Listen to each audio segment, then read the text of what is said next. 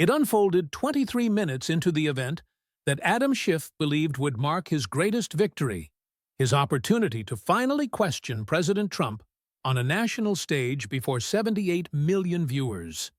He intended to demand answers that Trump had avoided for 8 years, forcing clarity regarding Russia, collusion, and all those clandestine meetings and compromising details.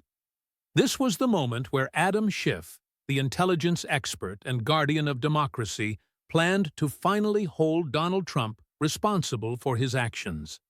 He had spent weeks crafting inquiries designed to trap the president, questions that left no room for evasion, and would force Trump to either confess or appear undeniably guilty by dodging them. It was the strategy of a prosecutor who already possesses the truth and simply awaits a confession, and he had rehearsed his opening remark 50 times until it was flawless. However, what Adam Schiff did not realize, and had no way of anticipating because he had spent 8 years assuming his fabrications were protected, was that Trump had recently declassified absolutely everything. Every single classified briefing Schiff had sat through from 2017 to 2024, along with every intelligence assessment regarding Trump and Russia, every FBI report, and every CIA analysis, was now public record. Every document comparing what Schiff was told in secret versus what he told the public had been cleared for release and compiled into a presentation ready for the giant screens beside the podium. Now, 23 minutes into the broadcast, Trump was displaying the first and most devastating document, the one that would dismantle everything Schiff had built. It was a classified intelligence briefing for the House Permanent Select Committee on Intelligence, specifically the Gang of Eight briefing from March 15, 2017, which was declassified on January 15, 2025. The text was projected onto screens 10 feet high, ensuring every camera in the room could capture it and every viewer at home could read the words clearly. It read that the FBI counterintelligence assessment regarding potential coordination between the Trump campaign and the Russian government found no evidence of coordination or conspiracy to date. While multiple contacts between campaign associates and Russian nationals were confirmed, the document stated that contacts alone do not indicate conspiracy, and no credible intelligence suggested coordination at that time.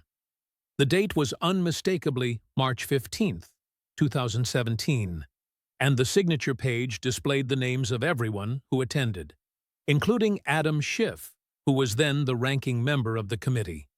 Adam Schiff's face, which had perfected a mask of grave concern and the burden of secret knowledge, began to do something faces should never do on live television.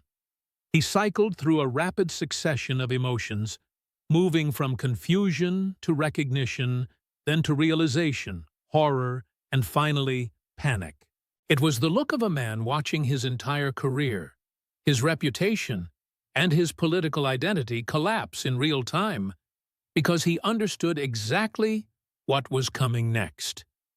He knew that Trump was about to show the world that the lie Schiff told the day after that briefing, a lie he repeated 227 times over the next 2 years, was being exposed. The falsehood that started the Russia hoax, the investigations, the impeachments, and the special counsel was about to be revealed as a fraud. 8 years of conspiracy theories and a divided nation were based on Schiff claiming he had seen evidence that the classified briefings explicitly stated did not exist. Now everyone was about to see the proof.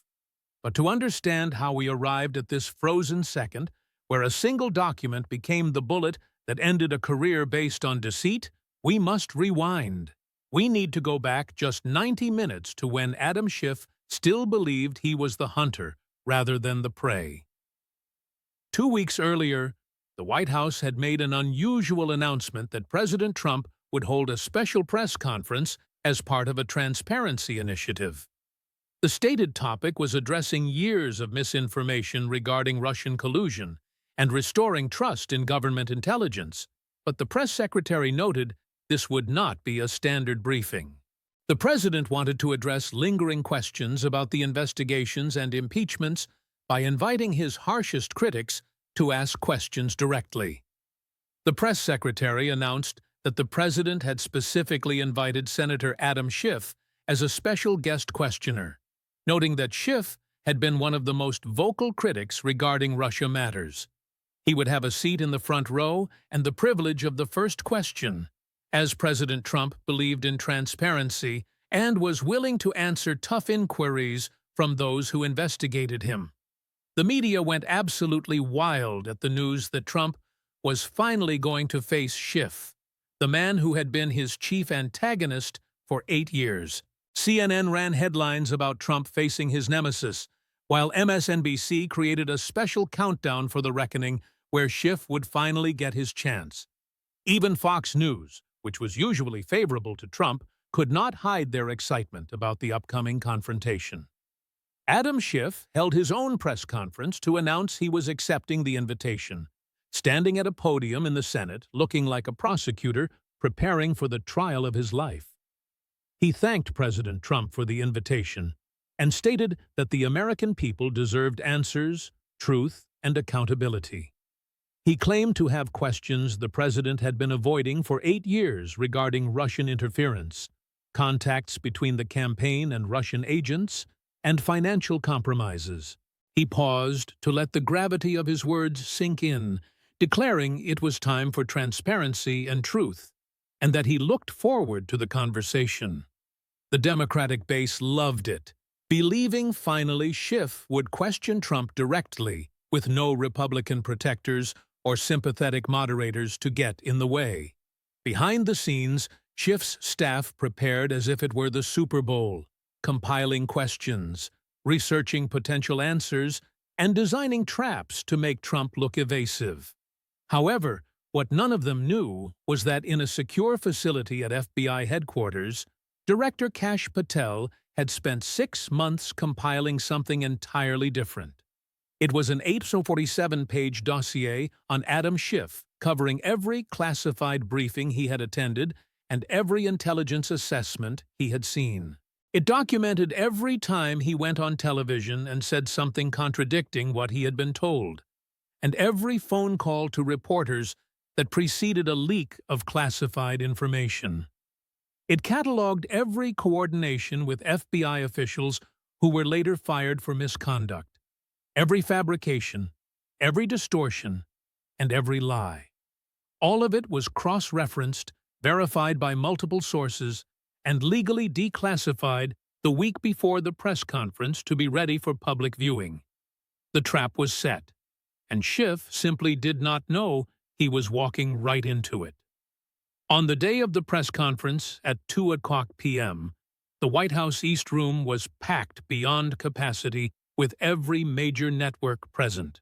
Reporters were standing 3 deep against the walls, and at the front was the presidential podium flanked by 2 massive screens for transparency purposes. In the front row, in a special seat with a small placard reading, "Senator Adam Schiff, guest questioner," sat the man himself. He looked confident and ready as he adjusted his tie, reviewed his notes, and whispered to an aide sitting behind him. He wore the expression of someone about to do something historic and define his legacy, thinking he was about to finally hold Trump accountable on live television. He had no idea he was about to become a cautionary tale about the consequences of lying about classified information for 8 years. President Trump entered the East Room at exactly 2:00 p.m., causing the press corps to stand as he walked to the podium and shook a few hands. He looked relaxed and almost casual, lacking his usual rally energy, appearing instead like someone who knows the punchline to a very long joke. He arranged some papers on the podium, placed a remote control next to them, and glanced at the screens to ensure they were functioning. Looking out at the packed room, he began by thanking everyone for being there and stating they had a lot to cover regarding transparency and truth. He said the event was about showing the American people what actually happened over the past 8 years versus what they were told had happened. For 8 years, he explained, he had been accused of colluding with Russia, investigated, impeached twice, and called a traitor and an agent of a foreign power.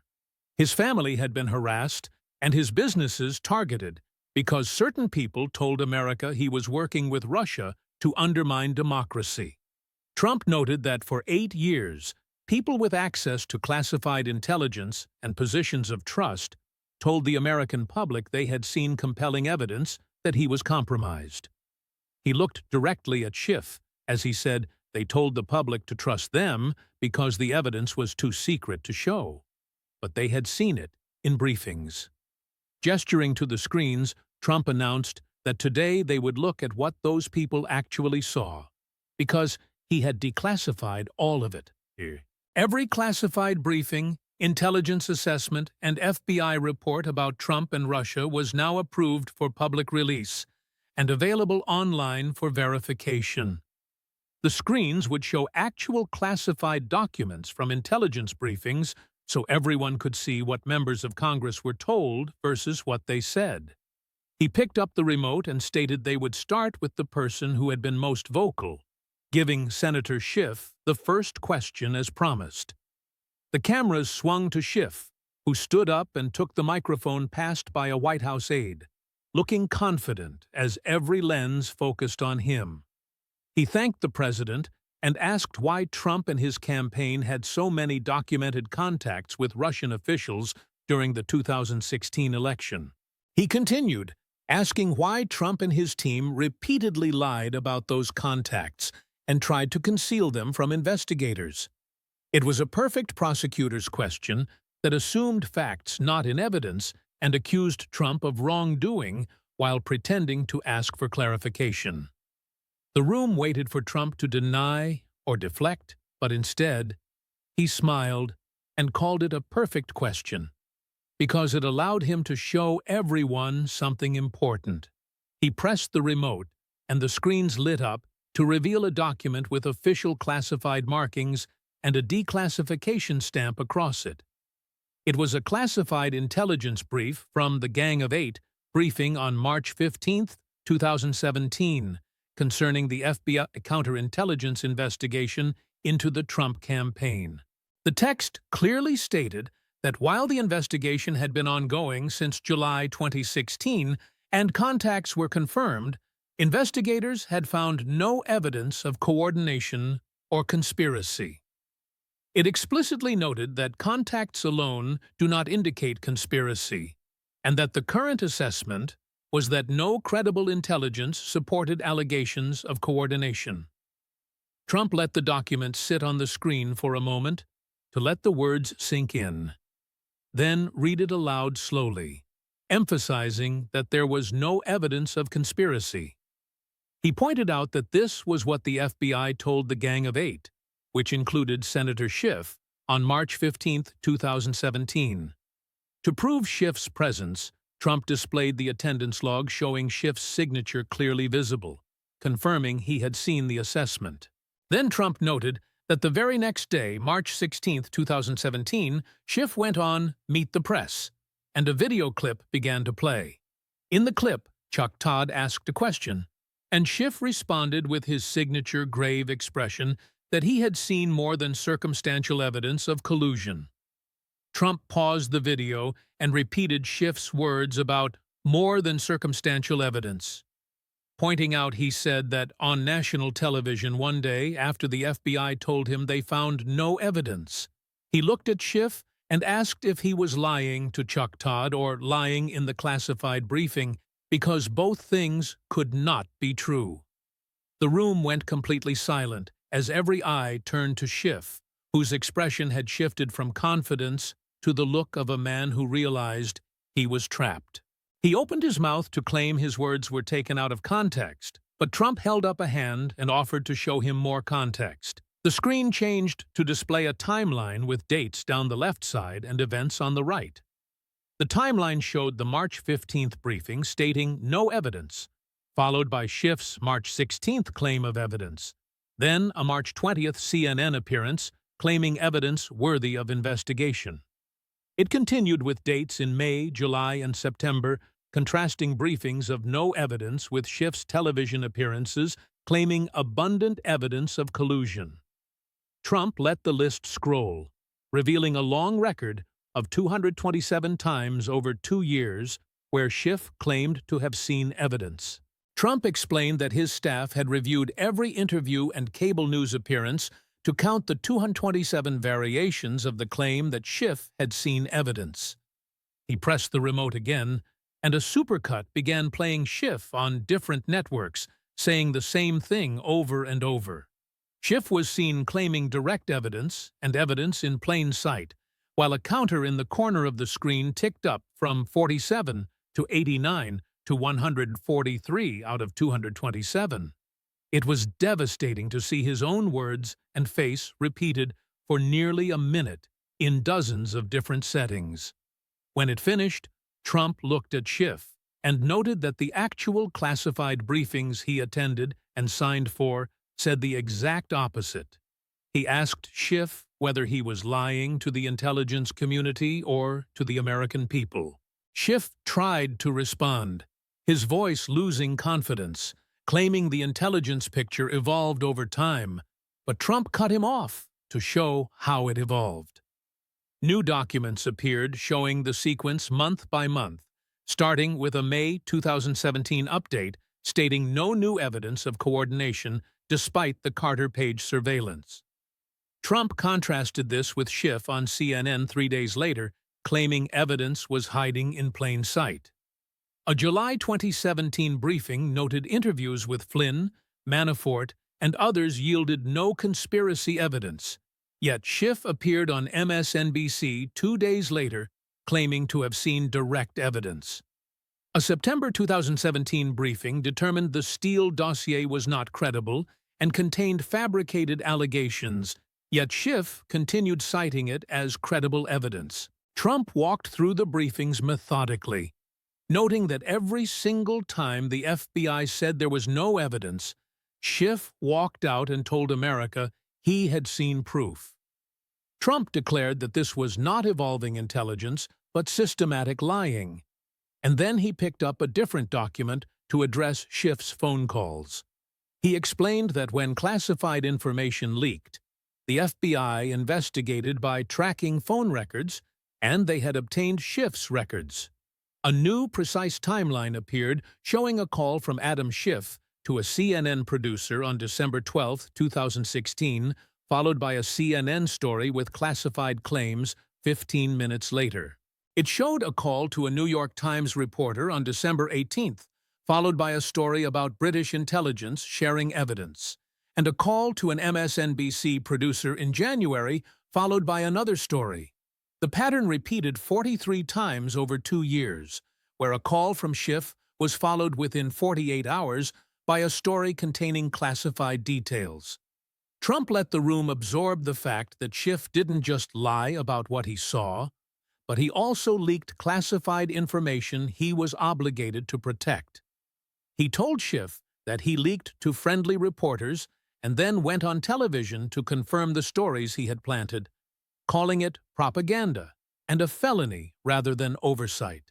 Schiff stood up to protest that these were characterizations, but Trump corrected him, stating they were phone records from an FBI investigation. He pointed out that Schiff's number calling reporters, followed by stories with specific classified details, was documentation, not characterization. Trump offered to show all 43 records, but Schiff sat down, knowing he could not stop what was happening. Trump shifted to the topic of Ukraine, specifically the September 2019 phone call and the impeachment inquiry, causing Schiff's jaw to tighten. Trump recalled how Schiff opened the hearing as chairman by reading what he claimed was the essence of the call with President Zelensky. A video played of Schiff dramatically fabricating quotes about Trump, asking for a favor 7 times, and demanding dirt on a political opponent. Trump stopped the video and pointed out that those words were not remotely what he said, then displayed the actual transcript on the screen. The highlighted sections showed the real conversation about corruption, which contained nothing like Schiff's theatrical performance. Trump accused Schiff of fabricating dialogue and putting words in his mouth during an impeachment hearing, noting that Schiff only called it parody when Republicans objected. He raised his voice slightly, asking how reading complete fiction into the congressional record could be parody when millions thought it was real. Trump pulled out polling data showing that 63% of people who saw the performance believed those were Trump's actual words because Schiff presented them as the essence of the communication. He declared that it was not parody, but fraud, and the act of fabricating evidence in an impeachment proceeding. The room was stunned as the contrast between Schiff's reading and the actual transcript was displayed side by side. Trump then moved to the start of the impeachment and the whistleblower, reminding Schiff that he went on television and claimed he had no prior contact with the person. A video played of Schiff saying exactly that, but Trump stated it was a lie because Schiff's staff met with the whistleblower 3 times before the complaint was filed. He explained that they helped find a lawyer and craft the complaint, coordinating the entire thing before Schiff lied about it on TV. Phone logs appeared showing calls and meetings in August 2019 between the whistleblower and Schiff's staff, weeks before Schiff claimed no contact. Trump noted that Schiff issued a weak correction only after getting caught, but the impeachment was already launched based on a complaint his office helped create. Trump picked up a newer document regarding the Hunter Biden laptop story from October 2020, just 3 weeks before the presidential election. A new classified document appeared showing an FBI briefing to the Senate Intelligence Committee confirming the laptop was authentic and contained no evidence of Russian involvement. The attendance sheet showed Schiff was briefed on this, yet Trump then played a video compilation of Schiff on various networks, calling it a smear from the Kremlin. Despite the FBI explicitly telling him the laptop was real, Schiff went on television calling it Russian disinformation to protect a candidate. Trump emphasized that Schiff used his clearance to spread lies while labeling the truth as disinformation. Trump then produced emails showing Schiff's staff orchestrated the letter signed by 51 former intelligence officials who claimed the laptop looked like Russian disinformation. The emails detailed the coordination, talking points, and timing discussed between Schiff's staff and the former officials. Trump stated that Schiff got these officials to sign a letter calling real evidence disinformation, which gave media and tech companies the excuse to censor the story. He accused Schiff of election interference, stating he suppressed the truth despite knowing the FBI had confirmed the laptop was real. Trump stepped back, his voice quieter and more intense, to ask Schiff one final question. He asked the same question Schiff had been asking him for 8 years. How many times did he lie to the American people? The silence was absolute as Trump listed the 227 claims of collusion, the 43 leaks, the fabricated transcript, the whistleblower lies, and the laptop disinformation. He asked if it was the times Schiff used his security clearance as a weapon or leaked information for political gain while accusing Trump of being a traitor. Trump gestured to the screens filled with documents, stating these were not theories but declassified government records proving Schiff lied systematically. He leaned on the podium and asked one last time, with all the evidence on display, how many times Schiff had lied. The room remained dead silent with 78 million people watching, and Schiff opened his mouth but said nothing, because every document was undeniable. Trump waited, letting the silence stretch so America could see Schiff had no answer, then spoke quietly, saying the answer was likely into the thousands. He told Schiff he had spent 8 years as the face of the investigation, the expert people were supposed to trust, but he was lying the whole time. Trump gathered his documents, stating the American people deserved the truth, and someone who would protect them rather than manipulate them. The remaining 37 minutes of the press conference were anticlimactic, as the story was already written the moment Schiff could not answer. Schiff sat frozen in his seat, not asking another question or trying to defend himself, while other reporters asked about policy. Trump kept circling back, pointing out to other reporters that the FBI had been telling the truth the whole time, while Schiff kept lying. When the press conference ended at 3:43 p.m., Schiff stood up immediately and pushed through the crowd toward the exit, ignoring reporters swarming him with questions. He said nothing as he disappeared through the doors, while Trump stayed behind looking satisfied, like someone who had finished a necessary job. Within 2 hours, the internet exploded with clips of the confrontation, and the question, "How many times did you lie?" hit 93 million views. The footage of Schiff's face and the side-by-side comparisons of his lies versus the documents went viral, with conservative media declaring Schiff destroyed by the evidence. Liberal media tried to defend him, but struggled, with analysts unable to explain why Schiff claimed to see evidence when the briefings he signed said there was none. The best defense they could muster was that documents might be out of context, but the official seals and dates made that argument weak. Social media was brutal, with Schiff lied trending #1 worldwide, and even liberal accounts expressing betrayal at the undeniable proof. By midnight, every major news organization led with the story that Schiff faced questions after Trump declassified intelligence briefings contradicting his statements. The next week brought a political earthquake, with 27 ethics complaints filed and the Department of Justice reviewing the leak investigation for violations.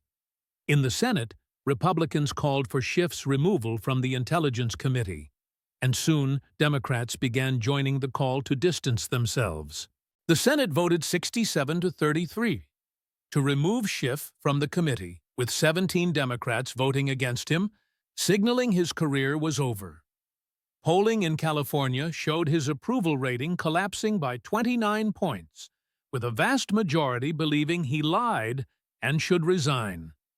Investigative journalists published deep dives into the Schiff dossier, confirming the systematic pattern of lies and leaks.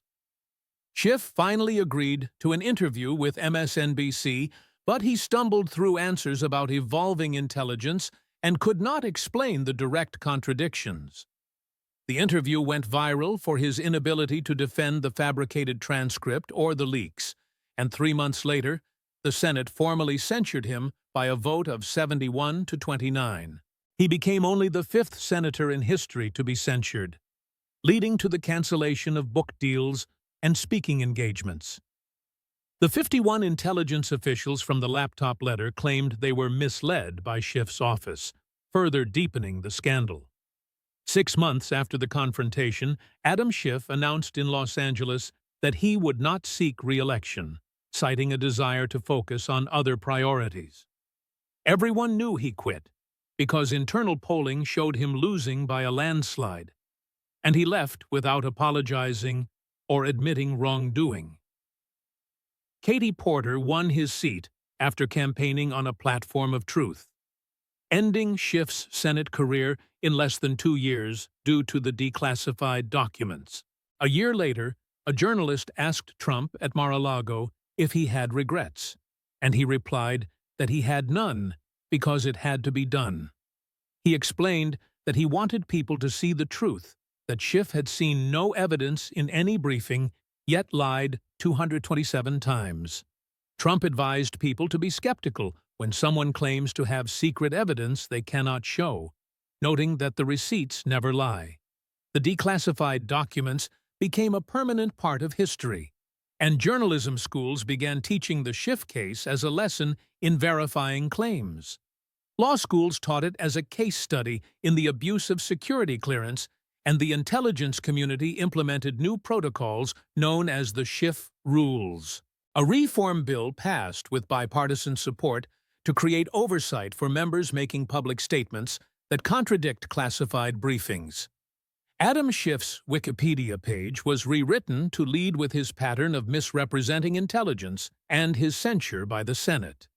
The moment that ended his career became one of the most watched in history, simply because declassified documents proved that what he told America was the opposite of the truth.